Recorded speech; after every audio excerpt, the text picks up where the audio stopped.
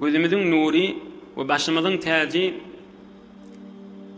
Muhammed Mustafa sallallahu aleyhi ve sellem 50. yaşta Taif diyen şehre varıp 10 günnağı şotada bolup hiç bir nefer Müslüman bolmani hevr horluk çekip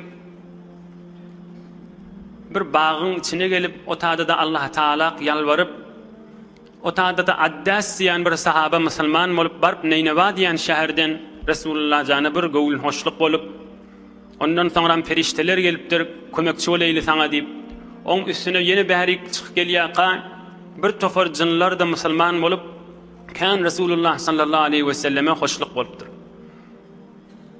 Oham Peygamberimiz sallallahu aleyhi ve sellem Mekke'ye Mükerreme'ye geliye bir neçe vakt geçiye kan horluk çekensen o dikkat edeylin. Çınnan horluk çekti bir hususat Taif'ten öwürlük gelýänçe, Taif'e varıp gelýänçe bir jeneferde Müslüman bolmany Addas'tan başga şo ýurdun adamlarynyň gaty bir Resulullah sallallahu aleyhi ve selleme bir kıyınçylyk, horluk bolansaň Hudaý tebaraka ve taala Resulullah sallallahu aleyhi ve selleme bir hoşluk bereýinip bütün alem jahanyň hiçbir beşerin, hiçbir mahluğun görmedik ve görmeyecek derejesine eltmeden çürüyüm Hudaý Taala en ulu olan dergaha Resulullah sallallahu aleyhi ve sellemi çıkaracak dipdir. Vakti kan muhim değil, köplerçe ulamalar Recep ayın 27'si gecesi vay diýerler. Kan ulamalar beýle şeýle başga wagtlarda aýtýarlar, o muhim değil. Ýöne Mi'raj Resulullah sallallahu aleyhi ve sellemin göğüne çıkallığı hud Kur'an-ı Kerim bilen sabit. Suriye Beni İsrail'in evvelki ayeleri, Suriye ve Necmi 27. paran evvelki ayeleri bilen qat'an sarih ayet bilen Kur'an-ı Kerim bilen sabittir. Ve bu mahal ayet çıkacak bolsan kan oksijen ödün men alıp gitmeli. Resulullah näjire bir yerin cazibesi bilen yerden näjire çıkıp gitsin boljak hatta ki yerin cazibesi var, bir motorun kudreti bolmasa ya bir qanatyň bolmasa yerden çıkıp gitip bilmeýän näjire gitdi kan boljak hatta ki hava oksijen ödün alıp gitmese näjire o jawyň içinden geçsin aňryk. Biz hatta puç görürüň. Ödü gitti diýemde Hudaýa gidipdir. Subhanallazi asra bi abdihi. Hudaý Taala diýe, men Hudaý çykardym bendämi diýe. O kepler aýtýan adam ya aslan kellesi ýok bolmaly, ýokda imany ýok. Ol adam häzir Hudaý Taala imany ýok. On gurrunu öz başyna bol galýa. Her peýgamberiň bir mucizesi bar dämi? O bir de Resulullah sallallahu aleyhi ve sellemin ulkan mucizelerinden, Allah Taalaň bir kudretlerinden bi. Hulasa Suriye Beni İsrail'in evvelki ayetinde Suriye ve Necmin de deslaqı ayetlerine Mi'raj'ın gurdunları var. İnşallah onu öýe baranızda ingan Kur'an-ı Kerim'in melerinden gözläp bilerseniz bu tefsirlerinden. Hulasa Resulullah sallallahu aleyhi ve sellem aydiye sallaytu bi ashabi al-atamata bi Mekke'te el-Mukarreme. Mekke'ye Mükerreme'de öz şehrimde sahabalar bilen yatsı namazı okuyupdum diye. Aham akşam öýde ýatyqam uqa gidipdim. Furica saqfu beyti öýümüň üstü saqf şeýle açyldy. O Cibril ferişte o ýanyna başga da ferişteler bardy. Meniň ýanyma geldiler we meni göterip akitdiler. Hiç gaýtadat keplemedi. Akidip Kabeň ýanyna Zemzem guýutynyň ýanyna meni akidip goýdular diýär. Cibril ferişte men gursagmy ýardy we men ýüregimi Abi Zemzem menen yudi Resulullah sallallahu aleyhi ve sellem aydiye şuurunu. Ve bir legen qızıllan bolan legen getirdi. Hiç imandan, alımdan, hikmetten dolutdi. Şoňşo durşuny men gursagıma goýdy da aham ýene de cerrahi edip onu tikip öňküýalet goýdy diýipdir. Sahabalar aydiye bir Resulullah sallallahu aleyhi ve sellem gursagynyň cerrahisini tikiwi yol görerdik diýdi. Cerrahi edilse, emel edilse, ýarylyp sanam tikilse jaý galýa da sahabalar aýtdy Resulullah sallallahu aleyhi ve sellemin gursagyna jaý bady diýär. Hulasa ini meni Mi'raj göýüňe çykarmadan çürüýüm. Odal oglan wagtynda da edilendir ýaş kişi wagtynda.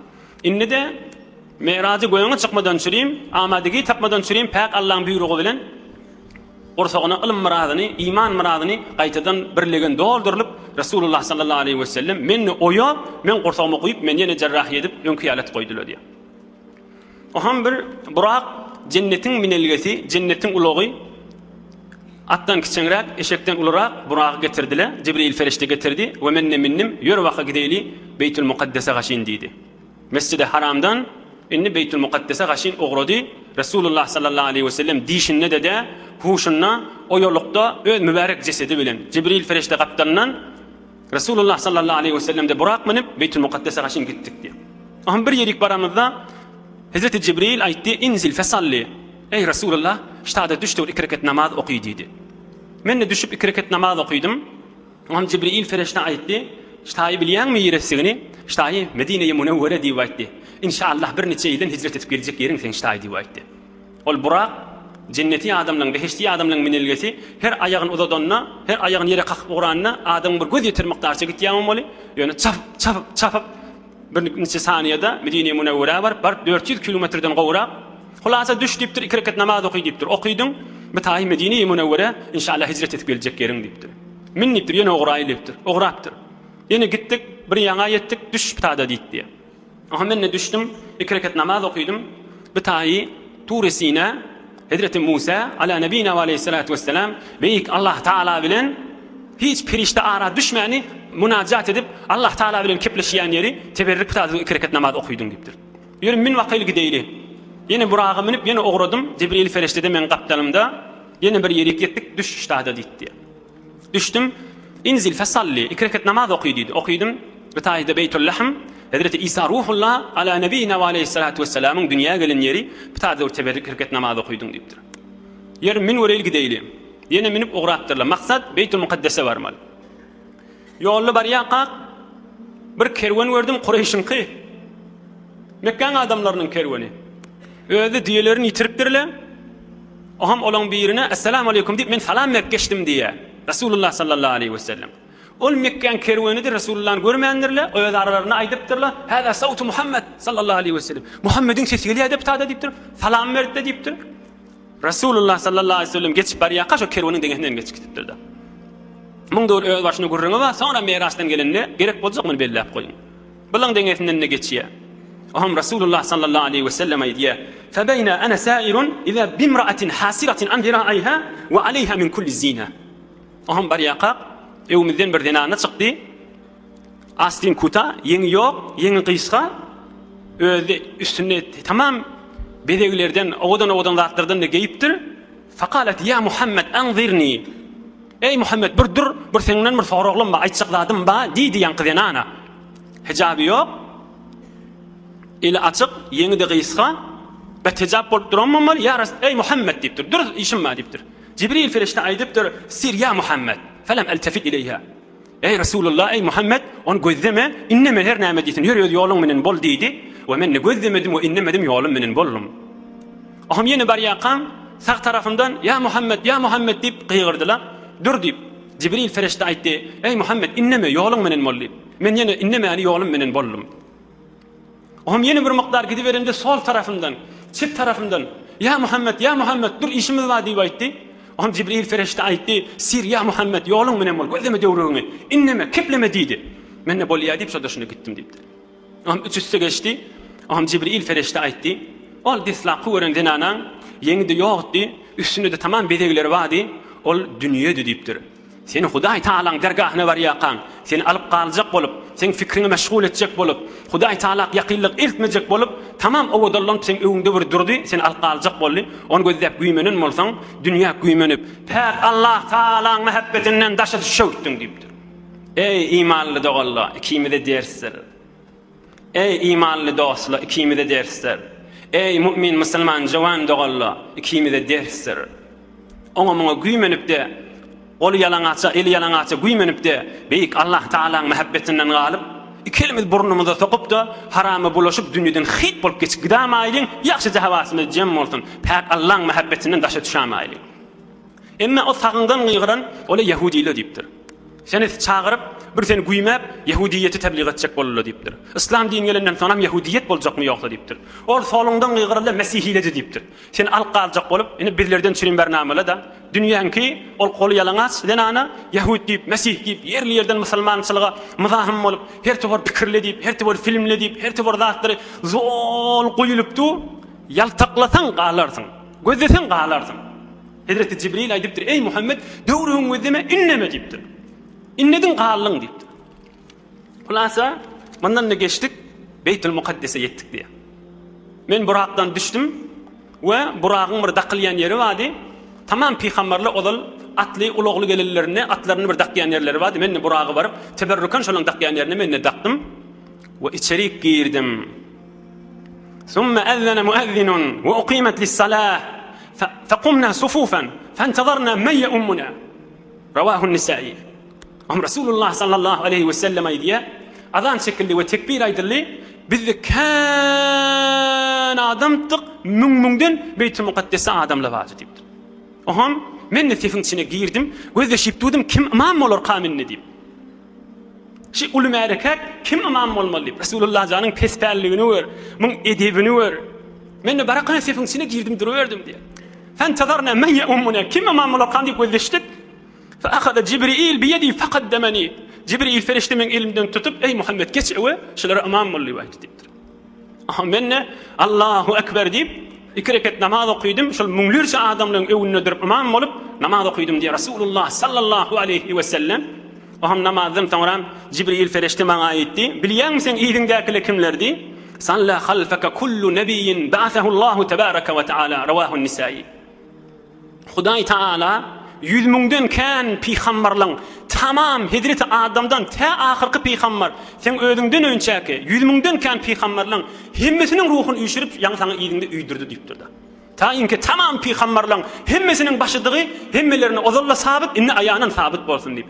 Häzir göýüňe çykmaka, häzir ýeriň ýüzüne ka, häzir Beytül Mukaddes'e ka tamam peýgamberliň öwünde goýdy Resulullah sallallahu aleyhi ve sellem. Ol Taif'ten horluk birazyn çykyp geldi. Nägadar Resulullah'a bu hormat.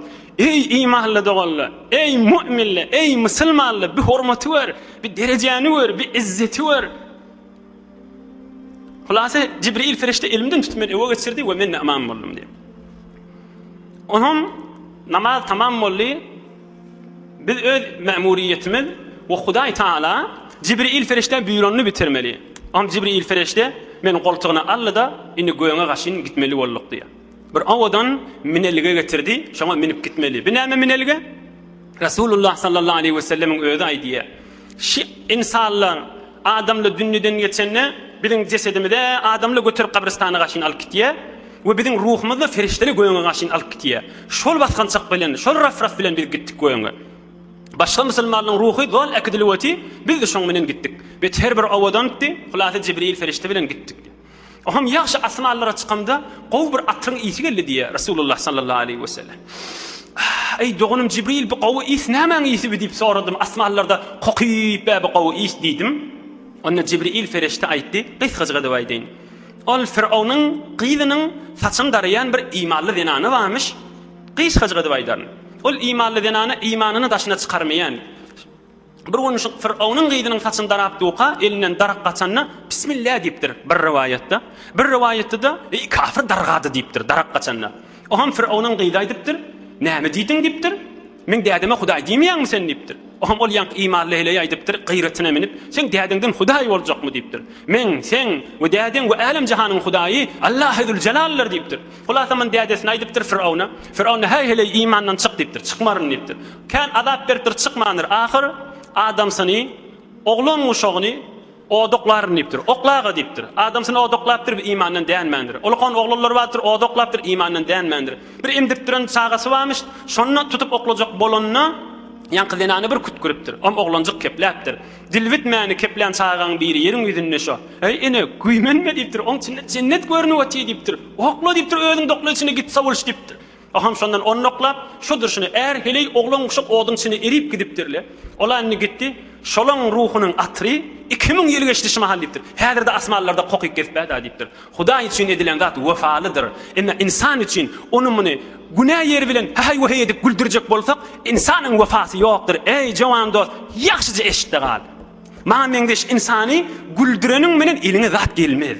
Emma Hudaý Taala'ny hoş etsen, gör Hudaý Taala'ň berýän wefasyny, ýoksa şu zenanyň oduň içine erip gidenden 2000 ýyl geçipdir. Asmanlarda atry herlerde aýlanyp berenmişdik. Geleýin Meýrasyň gurrungyna. Ondan gittik we deslapky goýuňa ýetdik diýe. Deslapky goýuň bir aýlardan, ýyldızlardan we sayyaralardan hemmenden ýokardy hakynat. Deslaki göňe bardyk diýe Rasulullah sallallahu aleyhi ve sellem. Ferişteler var, göňüň nigahbany taklap durallary. 70 000 ferişte var. Her ferişteň ýanyna, her ferişteňde 100 000 terbady var. Şu öde 1 milliarddan geçip barýar. Bir kysgaç gurrama edeýin. Ey imanly dogallar, biz insanlar. İnsanyň sany heýwer azdyr. Biziň sanymyz meselem şu ýeriň ýüzünde dağlaryň sany ýaly bolsa, feriştelerin sany çägeden diken. Biz bir neçe dağ belli ey sanap durmaly adamlar. Emmesi bir 6 milliardyň döwregi. Emme ferişteler şu deslap göňe barmak kaň näçe milliardyda. Hudaý Taalaň mahlugynyň käni feriştelerdir. Oham Jibril ferişte gafiýyny kakdy, geçşek bolup deslap göňden. Kim bolýaň diýip soradylar. Onda men Jibril diýip aýtdy. Ýanyndaky kim diýip aýtdylar. Onda Jibril ferişte aýtdy Muhammed diýip sallallahu aleyhi ve sellem. Wa qad bu'itha ilayh. Şol ahir zaman peýgamberime aýdýanyň hawa merhaban bikum hoş geldiňiz. Gel ýakana gafiýyny açdylar we deslap göňden biz geçdik diýipdir. Aňryk geçdik deslap göňe girdik. Görsek fa ida ana bi Adam tu'radu alayhi arwahul mu'minin. Görsek tamam insanlaryň atasy bolan Hazreti Adam barmyşdy. Ala nebiyina we aleyhissalatu vesselam. Hazreti Adam'ın hakikat doğru özü şu, ruhun şu. Hudaý Taala da şu peýgamberliň ruhuny Resulullah'ın sallallahu aleyhi ve sellemin gözünün alyna eýni jesedi ýalyp köket goýupdyr. Oňam görsem diýe daşdan gözläpdin, şu aýrylýan adamlaň dünýeden geçen adamlaň ruhuny Hazreti Adam'a kökedilýär. Aktyklary da. Oňam bir gowy adamyň ruhu geldi, bir imanly adamyň ruhy. Hazreti Adam aýtdy, ruhun tayyibe, nefesun tayyibe, ha imanly bende. Berekellah. Açyp gowy adamyň ruhu diýip Oňam ony gowy ýerige gidildi. Ondan soňra bir kafir adam ölüpdir, oň ruhuny getirdiler. Oňam Hazreti Adam aýtdy, ruhun habisa, nefesun habisa. Hay telek adamyň ruhy. Hay zaýlapdyr, bidere adamyň ruhy. Onu telek ýaňa alyp gitdiler. Oňam men soradym, ey doganym Jibril kimşi? Onu bi ataň däden ataň Hazreti Adam da diýdi. Oňam ewe baryp bir-birimiz bilen salamlaşdyk. Merhaban bil ibni salih. Hey gowy oglum, hoş geldin diýip Hazreti Adam bana şey diýip aýtdy. Oňam birime aňyrak bardım. 5-6 tüýsli azabyň içindäki adamlary gördüm diýipdir Rasulullah sallallahu aleyhi ve sellem. Bir saçagyň üstüne bişigli aw tagamylja etme we gapdalyna da maslyk ba porfi etme. Oham bir neçe adamla arasaja et goýup porfi eti wetýler. Men diýdim ey doganym Jibril bileme näjere gowja is ow bişen tagamma on imany bir maslygy wetýler. Onna Jibril ferişte aýtdy, bi zina etýän denanalar we zina etýän erkek adamlaryň misaly halal erheligi goýup, halal şähweti goýup, harama baryp, şol maslyk ýaly bolan harama barýala edilişleň misaly da şo diýip aýtdy. Ruhlar çykanda belli boljak, ýöne ony belli bolanyň peýdasy ýokdur. Oham bir tawar adamlary gördüm, aňyrak bardym. Rasulullah sallallahu aleyhi ve sellem o ýolukda öz mübarek iki gözü bilen gören zady. Bir tawar adamlary gördüm. Garrylar olukon ýylan içýän içinde deken. Doganym Jibril biler näme diýdim? Onna bilen halka pul gardy berip, şoň üstünden suwdyny alyp, pul gardy berip, şoň üstünden suwdyny alyp, nuzul xor bolup, şeýtirip garyplangan sorup beren adamlar, "Hey garrylar ulally bolan" diýipdir. Ýöne içi ýylan içýänden dogrulygy şol diýipdir. Ýene bir tawar adamlary gördüm, dodoklar olukon, olaň dodoklarynyň çekip agdyna ot tıkýaly diýipdir. Bilen näme diýip soradym? Bila ya kiçi dogany, ya agasynyň ogly, ya hemsaýasy, ya her kim bolsun bir ýetim oglanjygynyň gözleýän ýanjak bolup şonu, şo ýetim oglanjygyň hakyny iýip şonu agladyp goýan adamlaryň hakyşy diýip aýtdy diýipdir. Ýene aňyrak bardym, "Fa ida ana bi nisa'in yu'allaqna bi sadihinna." Göwsleri bilen sineleri bilen gysyrlyk goýupdyr. Biler kim diýdim? Onna bila öz göwslerini açyp Müslüman adamlar Hudaý Taalaň mehabbetinden daşaldyp, ol ýanky görünen denany ýaly bolup, özüni kökedip Hudaýdan daşaldyp, özüni kökedip Hudaý Taaladan daşaldyp, adamlary namazdan goýup, adamlary imandan goýup, mollalar almyndan goýup, arasy adamlar arasalykdan aýryp, ferişte ýaly bolup gitmeli adamlar şeytany döldüren denanylar, bular dünýeden geçende bular şeýle gysyrlyk goýulýar diýipdir. Ahyrky ýene aňyrak bardan bir tawar adamlary gördüm. Innamyndan etlerini kesip aglaryna berýärler diýipdir. Bular kim diýdim? Onda bular onumyny ýamallap, paçawlap, zol işi halky ýamallap, gıybet edip, töhmet edip, beýdipdir, beýtmändir, şeýtmändir. İşi oňmyň gıybeti, töhmeti, eziyeti şol adamlaryň jezasy öz içinden kesip oturan adamlar nişle diýipdir. Hulasa bulardan geçdik, ikinji goýoňa bardyk. Edil öňküýaly Jibril ferişte gafiýyny kakdy. Oham aýtdylar kim bolýaň diýip. Şol ikinji goýoňyň ferişteleň nigahbany derban sakçysy. Jibril ferişte aýtdy, men Jibril. Ýanymdaky kim? Ona ýanymdaky Muhammed. Ondan şol peygamber ahir zaman peygamber Muhammed mi sallallahu aleyhi ve sellem Cibril ferişte aytti Havva dedi. Ohum kafini açtılar ikinci goyuna girdik dipdir. İkinci goyunda Hazreti İsa ve çıkanı olan Hazreti Yahya ala nebina ve aleyhissalatu vesselam şu iki peygamberi gördüm ve selamlaşıp Esselamu aleykum ve aleykumusselam deyip kollaşıp merhaba hoş geldin. Ey ulu peygamber hoş geldin deyip bana ayttılar ve bilan dengefinden geçip gittim. Üçüncü oyuna vardım. Edil ikinci oyun yali kafini kattı. Üçüncü oyun edil önkü yali mında kafsını açtılar. Üçüncü oyunda görsem bir heyveri yalfırlap duran o Allah'ın şodurşunu öğdalarını yali olup duran Hazreti Yusuf ala nebina ve aleyhissalatu vesselam oturanmıştı. Aha mıngenine salamlaşıp o da bana hoş geldin ayttı. On dengefinden geçip gittim. Dördüncü oyuna vardım diye. Dördüncü oyuna da önküle yali girdim. Görsem İdris peygamber varmıştı. Ala nebina aleyhissalatu vesselam. O da bana salamlaşıp hoş geldin ayttı. On dengefinden geçip beşinci oyuna vardım. Beşinci oyuna varamda Hazreti Harun varmıştı. Hazreti Musa'nın doğanı. O da peygamber. On menenne selamu aleyküm ettim. Hoş geldin ayttı. Başka gurrun ümidi olmadı. On dengefinden geçip gittim. Altıncı oyuna vardım. Altıncı oyunda kapısını açtılar. Ondan geçemde Hazreti Musa kelimullah. Huday Teala bilen bidun vasıtı kepleşen Musa kelimullah varmıştı. On menenne selamlaşıp o da bana hoş geldin aytıp on dengefinden geçip bariya kam bir kefaytı deyiptir. İkimi de oralakan ders. Musa peygamber bir kefaytıptır. يزعم الناس أني أكرم الخلق على الله تبارك وتعالى وهذا أكرم على الله تعالى مني ولو كان وحده لم أبالي ولكن مع كل نبي من تبعه من أمته. Hazreti Musa Resulullah من denetinden geçip başka asmalara karşı bariyerlerini bilip aydıptır. Adamlar güman etiyadi en behterin adam men maqadiyadi. Hazreti Musa'nın aydan kefaşı. Olağasın. Adamlar güman ediyadi behterin adam men maqadiyadi. Näme deyip Huday Taala bilen bidun vasıta kepleşensem bi Muhammed menden aziz ziptir. Bi Muhammed Huday Taala'nın yanında menden derecesi olaqan deyiptir. Men deyiptir, şu yekücöd bolsa bu gurruna aytjekka ha deyiptir. Her kim şun ummatından, şun ummatı da deyiptir. Her peygamberin ummati özünün peygamberine çını bilen iyigine düşse, o peygamberin ummatı da şu peygamberin sinine yapışıp şonların yerine barwati deyiptir. Men şondan çyym gayretime de yabreme deyiptir. Ne kadar mın ummatı da Resulullah sallallahu aleyhi ve sellem Muhammed Mustafa sallallahu aleyhi ve sellemin sinine yapışıp iyigine düşkecekle deyiptir. Yani Resulullah'ın özü olsa men bir kefa edecek deyiptir. Ummatı bilen bile hemmeti menden öwde hesap bolup düşýär deyiptir. Ey akipte ha şey.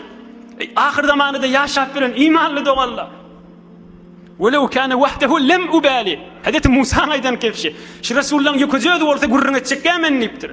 Yani her peygamberin ummatından da şon iyidine düşüp sünnetini bitirip veren adam da şon yana boluptur. Ya hemişe deyiptir. Kan adam hetapşı Resulullah deyiptir. Peygamberinin de aydan kefi var da her kim men sünnetimi diriltse, meni qovvarantsam diriltyenler ve her kim meni qovvarsa cennette men hemsayam bolup yaşayacak diye. Hemsaya. Dübünne.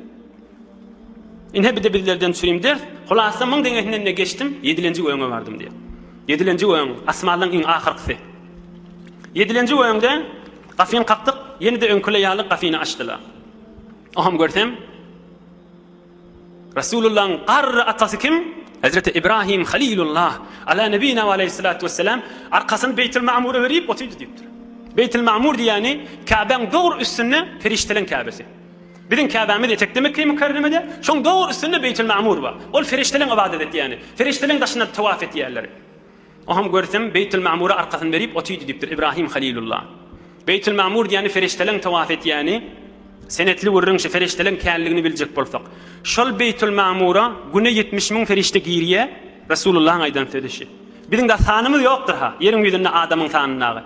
Şol Beytül Ma'mur'a güne 70 bin ferişte giriye, şu giren ferişte de öwürülüp hiç vakti girmeye diye. Bir jegede gezadısı var diye. Daimen her günne 70 bin ferişte girip durmalı tədeden halk bolup.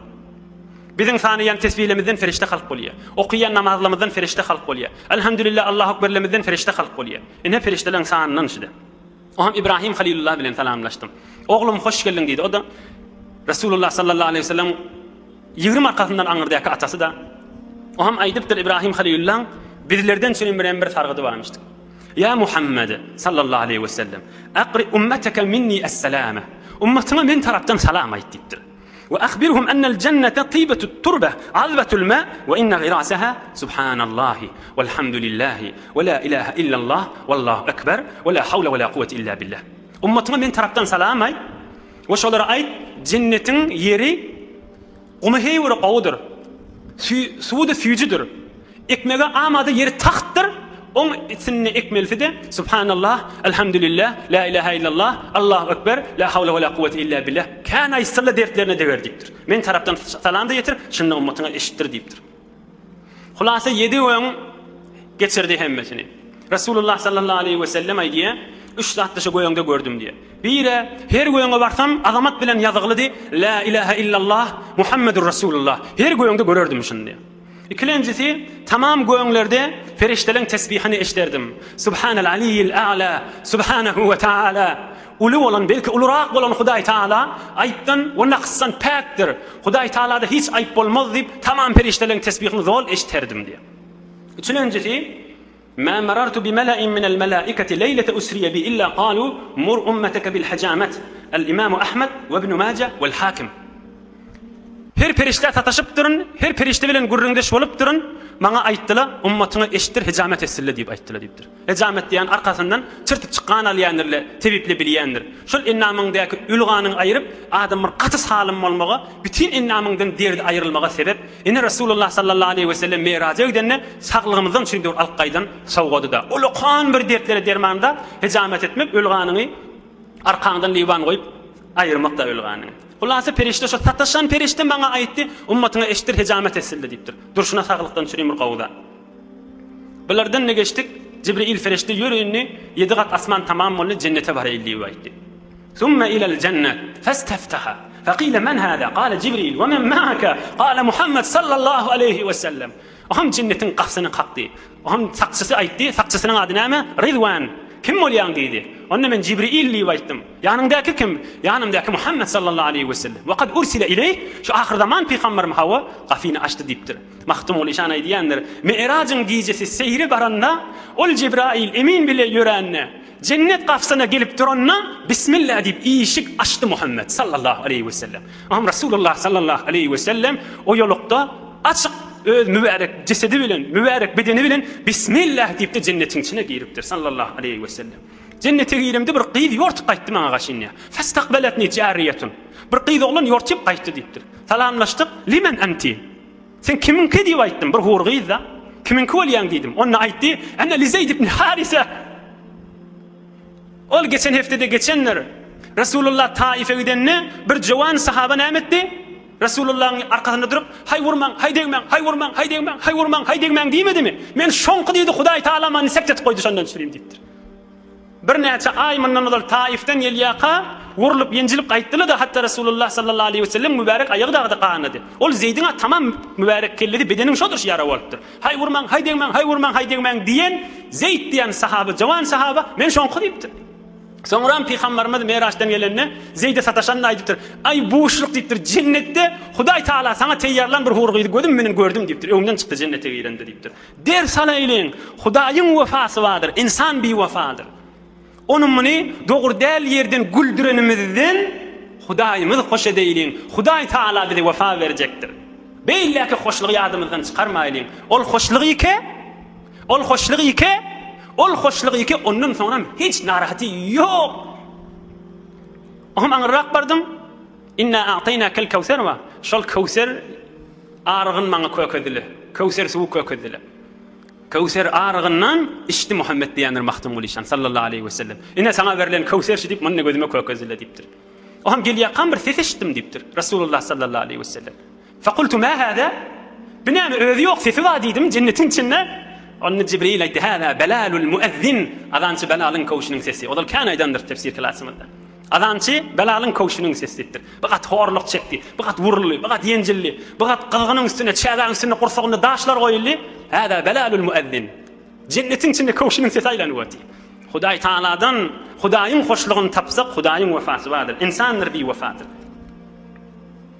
Mandan çykdyk beheşten Resulullah sallallahu aleyhi ve sellemin gayretinden, Resulullah sallallahu aleyhi ve sellemin himmetinin yokartından hiç yerde güymenen akta. Binem, binem, hem olle. Güzat durur. Yer çıkaylı. Yer giyreyle. Yer baraylı. Näme deyip? Son mundan ol qorrak. Mundan muhimrak attan çirim geliyor. Pak Allah'ın huzuruna var yerliğin biliyor. Hudaý Taala mundan ol qorrak derejetin kököjegin bilýärdi. Hiç yerde güýmenen akda. Uruq ilaşlamy, dur göreýli. Bağ miwomşla dur göreýli güýmen eýlip taada. Suwmyşy dur mundan güýmen eýliyor. Giyreyle. Çıkaylı. Oham ondan gittik. Dowzaky cehennemi döwür göreýil diýdi. Oham bardyk. Görsem gapsynyň agdyna Malik barmyşdyk. Cehennemiň sakçysy. Ondan da içindäki azaplar görüp de öwrülüp. Oham men aýtdym Jibril feriştäge kulak asyn. Ey doganım Jibril, mali lem ati ala ahli semain illa rahabu bi ve zahiku ilayya. Gayr rajulin wahid radda alayya as-salam ve rahab ve lem yadhhak ilayya. Ey Jibril ferişte, 7 gat asmanna ve beheşte her kim bana sataşdy, meni güler yüz bilen täbil aldy diýipdir. Bilemem men yüzüme gülmedi diýipdir, yüreğimde düğün aldy diýipdir. Yankı cehennemiň sakçysy, "Asan gülmedi maňa" diýipdir. "Hoş geldin" aýtdy, gülmedi diýipdir. Onda Jibril ferişte aýdypdyr. "Zaka Malik, khazinun nar lam yadhhak mundu khuliqa, ve law dhahika li ahadin la dhahika ilayka." Onda bir cehennemiň sakçysy hazin ýaly, bir yaradylany ber gülenak. "Ey Rasulullah, eger bir adama güljek bolsa sana gülerdi, sana gülmedi, inde melek hiç kimde gülmeýär, ozal gülenakçy" diýipdir. "Eger güljek bolsa sana gülerdi" diýipdir. Gülmeýär, onu Hudaý Taala ozal azapdan çyryň goýanlady diýipdir. 7 gat asmany geçirdik, cennet bilen beheşti geçirdik. On Jibril feriştäni gördüm. Fe iza Jibril kel halasil bali min haşyetillahi azza ve celle. Jibril feriştäni gördüm, kiçilip bir quryan palas yanak bolup galapdyr diýipdi. Rasulullah sallallahu aleyhi ve sellem aýtdy. Rawahu Tabarani bi sanadin sahih kaza fi durril mansur. Jibril feriştäni gördüm, quryan palas yanak bolup titrapdy diýipdi. Oham Hudaý Taala Qur'an-ı Kerimde bir gurrun aýdýa, hyzmatyňyza ýetireýin. Şu taada Sidratul Muntaha diyen yere vartdırlar. Oham Hudaý Taala Jibril feriştäge sen asli suratyňda ştada bol, sen öz hakyky suratyňy Rasulullah görsün ýene bir gedek diýipdir. Allah Taala Qur'an-ı Kerimde aýdy: "A'udhu billahi mineşşeytanirracim. وَلَقَدْ رَآهُ نَزْلَةً أُخْرَى عِندَ سِدْرَةِ الْمُنْتَهَى عِندَهَا جَنَّةُ الْمَأْوَى إِذْ يَغْشَى السِّدْرَةَ مَا يَغْشَى مَا زَاغَ الْبَصَرُ وَمَا طَغَى لَقَدْ رَآى مِنْ آيَاتِ رَبِّهِ الْكُبْرَى." Beyik Allah Taala'nın kelamışı. وَلَقَدْ رَآهُ نَزْلَةً أُخْرَى. Jibril ferişte haqiqi suratında bolup durhan. Hudaý Taala näme diýär? Jibril feriştäni ýene bir gedek haqiqat 600 ganat bilen ganatlaryny ýaýyp duranyny dogry haqiqi suratynda gördü diýipdir. Ol deslap ozully bir görenne Rasulullah sallallahu aleyhi ve sellem öýünden gitýär göterip bilmäni. Emma bu taada durýar ýanky ayat. وَلَقَدْ رَآهُ نَزْلَةً أُخْرَى. Jibril feriştäni haqiqat öýüdüni gördü. Inde sidratil muntaha, sidratil muntaha ýanyna. Muntaha. Sidratul Muntaha diýdi. Her ferişden ahir barmaly ýeri. Ondan melek geçmäni ijazalary ýok. Muntaha, nihayet yer. Hiç bir adam we hiç bir ferişden, hiç bir mahluk ondan aňyrda näme adyny bilmeler.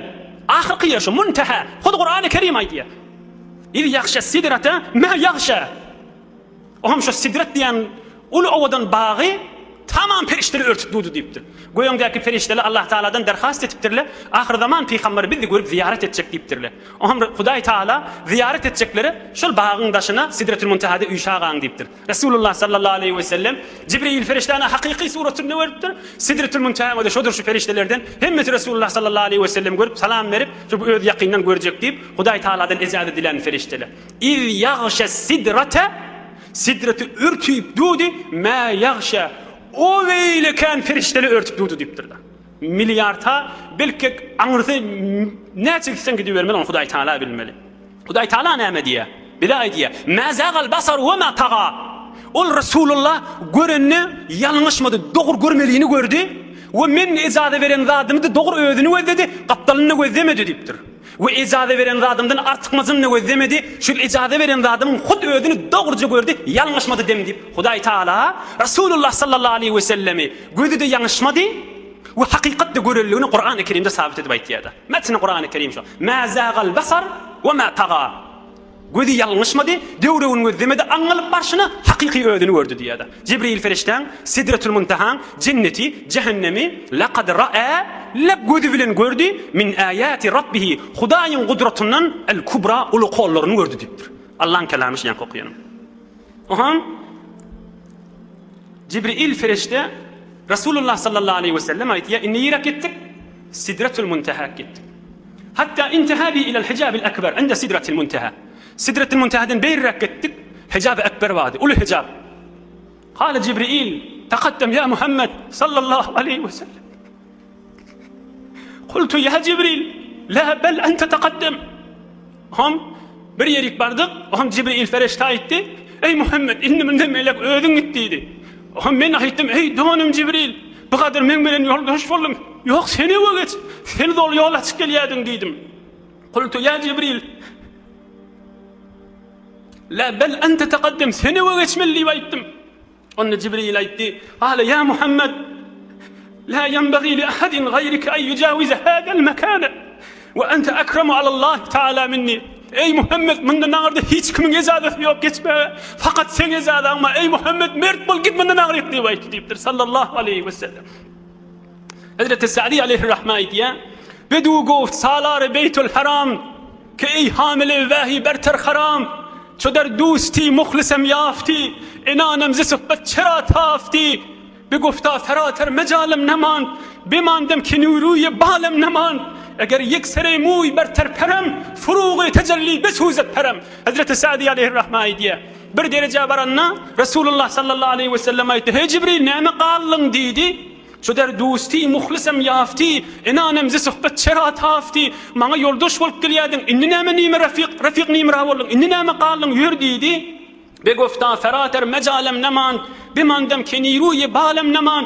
Sanat inni diýipdir, ennam diýipdir. Gidip bilemak diýipdir. İzinden aýdypdyr Jibril ferişte: "Eger yeksere muy berter perem, furuğu tecelli besuzet perem, mandan aňryk bir adaja qılýanjak gitsem bitin men ýan diýipdir. Edasy nur ýakýar men diýipdir. Fakat özüm hala o git diýipdir. Fataqaddamtu, faraqani Jibril, wa anqata'at anni al-aswat wa kalla lisani." Ýeködüm gitdim diýipdir. Mahdumul İşan aýdýandyr: "Hem bir saate qurb ede bardyň, oturdyň fawqydan, goýdy diş barmakga allar qurbatyň görgüs Resul. Ýeködüm gitdim ýokaryk" diýipdir. Tamam menden sesli gally. Hiç zat men teteşdemak diýipdir. Ses ýok diýenaka, men teteşmedim hiç zat diýip. Hem ewrak bardım, dilim tutuldy diýipdir. Ine haybat meni bassy. Dilim tutuldy da keplemedim diýipdir. Am Jibril ferişte gıýgyrdy: "Ya Muhammed, inna Allah Taala yusni aleyke." Ýene maňa gowullyk bolsun diýip arkamdan gıýgyryp galy: "Ey Muhammed, Hudaý seni gowwarýandyr. Qaýymdyr, aldyrama, Hudaý seni gowwarýandyr" diýip ýene Jibril ferişte ýerinden gıýgyryp galypdyr. Aham Resulullah sallallahu aleyhi ve sellem aýtdy: "Dilim tutulup näme diýsem, näme diýmesem diýipdim. Hudaý Taala men gursagyma bir zat ilham etdi, aham men kepläp başladym." Aham men aýdyp başladym: "Ettehiyyatu lillah was-salavatu wat-tayyibat."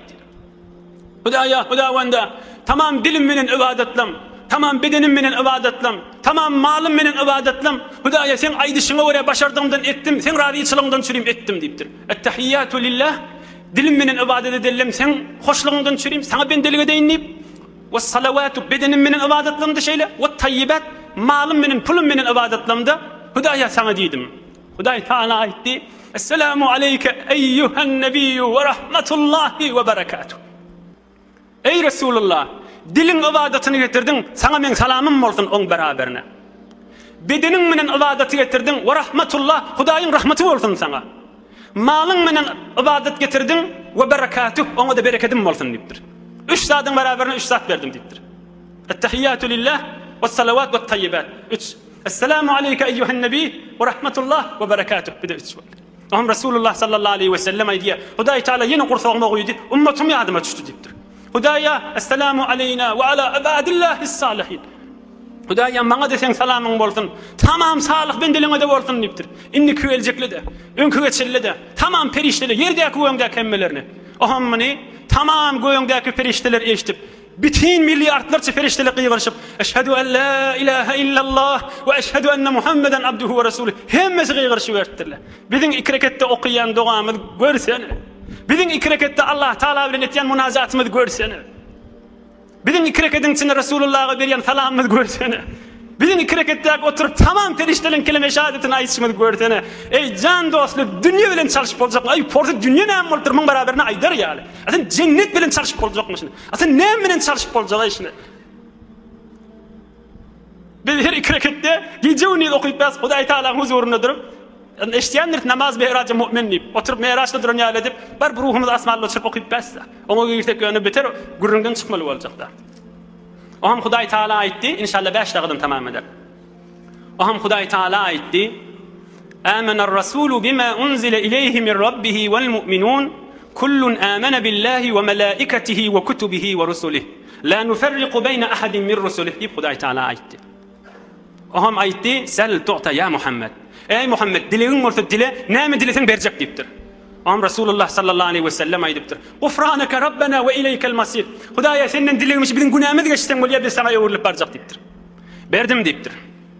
Oham Hudaý Taala aýdypdyr: "La yukellifullahu nefsen illa wus'aha, laha ma kasabat ve aleyha ma iktasabat." Men her kim öz ýagdaýyna görä ýürýänlerini diýipdir. Her kim gowluk etse özüne gowluk etýär diýipdir. Her kim telekelik etse özüne telekelik etýär diýipdir Hudaý Taala. Men mülküme zerer berýärmi qadimesin diýipdir. Ey Rasulullah, dilesen bereyin diýipdir. Aham Rasulullah aýdypdyr: "Rabbana la tu'akhidna in nesina aw akhtana." Hudaýa ýalňyşsak, unutsak, bilmän etsek, näme diýip ýalňyşýan? Näme özüň bir ýaňa ýazyp goýmadyň? Näme bellesin etmediň diýip bizi tutma diýipdir. Hudaý Taala bolýa diýipdir. Seni we ummatyňdan tutmarym diýipdir. Ýalňyşsaňyz, qyssalsaňyz bizi öldürürüm diýip bir iş etdiýse. Ya unutsaňyz, men Hudaý ummaty Muhammedin tutmaýyn diýipdir. Kabul etdim dogaňy diýipdir. Ey Muhammed, dile bereyin diýipdir. Oham Rasulullah sallallahu aleyhi ve sellem aýdypdyr: "Rabbana ve la tahmil aleyna isran kema hamaltahu alellezina min qablina." Hudaýa Hudaýwanda öňkü ummaty bir agyr ýükler oklaýanmyşdyň, şonu bize oklama diýipdir. "Lekazalik." Berdim diýipdir. Dilebe ýene berjek diýipdir. "Sel tu'ta." Dilesen berjek diýipdir. Oham Rasulullah sallallahu aleyhi ve sellem aýdypdyr: "Rabbana ve la tuhammilna ma la taqata lana bih." Öňkü ummat enamny bedenine diýen egin maşyna nejasat degse ýuwany bilen päk bolmaýar, kesip aýyrmaly. Öňkü ummat egin maşyna nejasat degse kesip aýyrmaly, ýuwanyň bilen päk bolmaýar. Şo jurek agyr ýükleri men ummatymdan aýyr Hudaýa diýipdir. Aýyrdım diýipdir. Ikisige sıkyp aýyrdylar, päk boldy diýipdir. Tamam, agyr ýükleri aýyrdım sen ummatymdan, ýeňilje getip goýdum diýipdir. Dile diýipdir, berjek diýipdir. Aham Rasulullah sallallahu aleyhi ve sellem aýdypdyr: "Wa'fu anna, waghfir lana, warhamna, ente mevlana, fansurna alal qawmil kafirin." Hudaýa bizim günämizi geç. Hudaýa bizim magfiretini atal. Hudaýa sen biziňe ýamel. Hudaýa bizi kafirlary daýa bolyl, kafirler basyp durýar diýipdir. Berdim men diýipdir. Rasulullah sallallahu aleyhi ve sellem ýanky amener rasullar hanne. Suriye Bakaraň ahyrky 2 aýaty ýanky. Ola ettehiyatu bir de amener rasul Suriye Bakaraň ahyrky 2 aýaty. Soňram aýat bolup ýaşyn şodur şu. Kulfuňyz bilýän şat hemme de bilýän bolmaly. Rasulullah sallallahu aleyhi ve sellem aýdypdyr da, şol amener rasul we 2 aýat. Şonu Hudaý Taala arşyň düýbinden maňa sowgat etip berdi diýipdir. Her kim şonu her gije okuysa, şo gije bitine wada etip geçireniň sowgatyny Hudaý berjek diýipdir. Ondan soň Hazrat Umar Faruq we Hazrat Ali Murtaza radiyallahu anhum lana mediýe ikisini de aýdan kefi. Men öz nazarıma şolaň aýdan kefşi. Men öz nazarıma bir adam akly bar bolsa her gije şu 2 aýany okuýanlar diýipdir. Sonuç 2 aýany okuýsaň, gijeň şudur şun bilim uşak namaz okuýanyň sowgatyny Hudaý Taala berjek diýipdir. Akly bar bolsa şonu her gije okuýanlar diýipdir.